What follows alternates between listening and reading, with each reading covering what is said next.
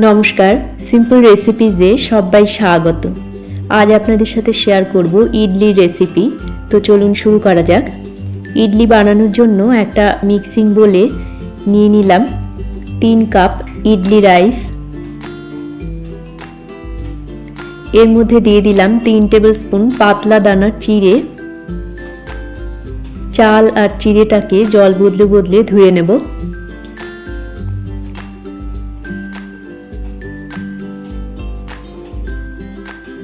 ধোয়া হয়ে গেলে ঢাকা দিয়ে 5-6 ঘন্টা রেখে দেব।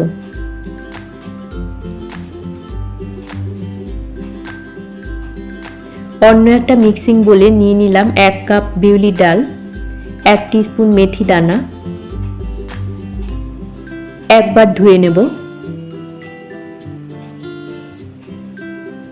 ধোয়া হয়ে গেলে খাবার জল দিয়েই এটাকে ভিজিয়ে রাখবো 5-6 ঘন্টা।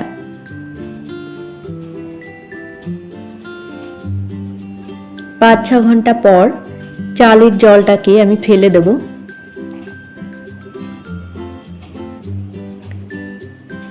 ডালের জলটাকে আমি একটা গ্লাসে নিয়ে নেব। এই জলটা আমি ইউজ করব চাল আর ডাল বাটার সময়। একটা মিক্সিং জারে ডালটাকে নিয়ে নিলাম। একটা স্মুথ পেস্ট বানিয়ে নেব।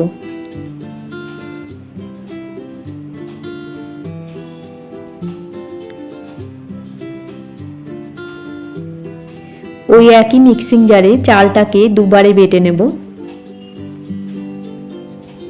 চালটাকে একটু দানা রেখে বাটবো।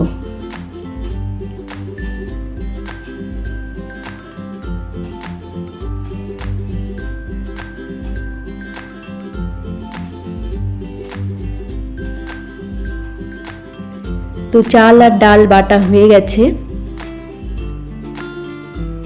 এবারে আমি চাল আর ডালটাকে ভালো করে মিশিয়ে নেব। মিনিট 10 সময় নিয়ে আমি খুব ভালো করে চাল আর ডালটাকে ফেটিয়ে নেব,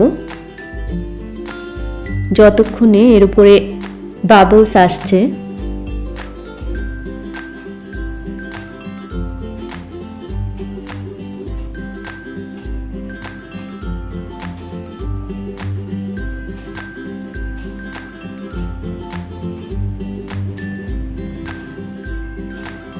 তো আমি ফেটিয়ে নিয়েছি প্রায় মিনিট 10 সময় নিয়ে বাবলস এসেছে। এবারে আমি ঢাকা দিয়ে ওভারনাইট রেখে দেব।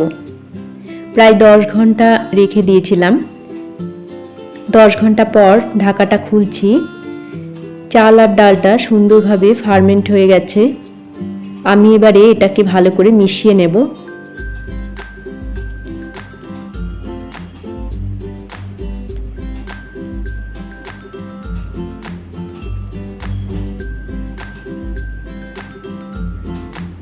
স্বাদ মতো লবণ দিয়ে দিলাম।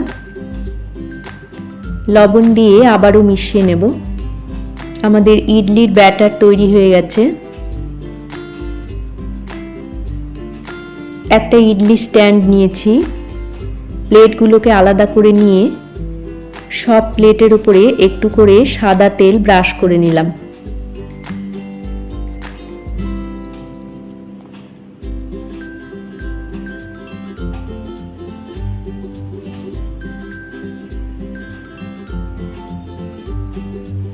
ব্রাশ করা হয়ে গেলে ইডলি মোল্ডে ব্যাটার দিয়ে দেব, একটু ফাঁকা রেখে।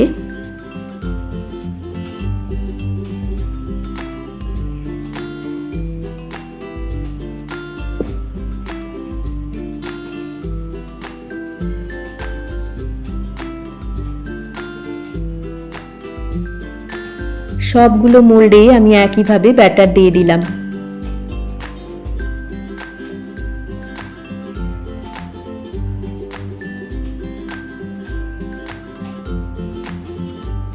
গ্যাসে প্রেসার কুকারে কিছুটা জল ফুটিয়ে নিয়েছি।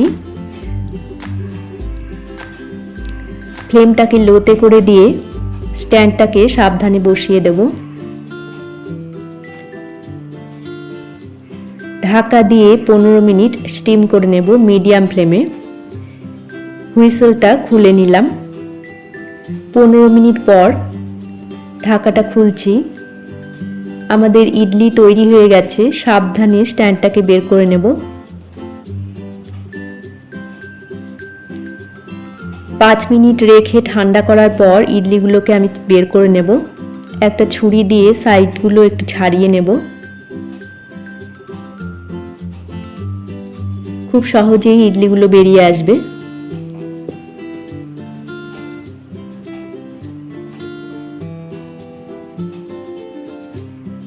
আমাদের নরম স্পঞ্জি জালিদার ইডলি তৈরি হয়ে গেছে।